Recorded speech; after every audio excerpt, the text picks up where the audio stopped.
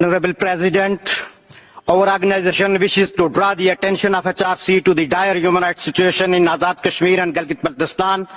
which urgently requires UN intervention. The ongoing movement, sit-ins and civil disobedience led by Jammu Kashmir Joint Awami Action Committee in Azad Jammu and Kashmir, alongside protests against hefty electricity taxes, control over natural resources, demand for subsidies on essential commodities and calls to end privileges enjoyed. Honorable President,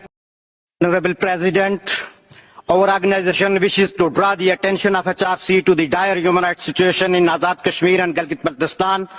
which urgently requires UN intervention. The ongoing movement, sit-ins and civil disobedience led by Jammu Kashmir Joint Awami Action Committee in Azad Jammu and Kashmir, alongside protests against hefty electricity taxes, control over natural resources, demand for subsidies on essential commodities and calls to end privileges enjoyed. Honorable President,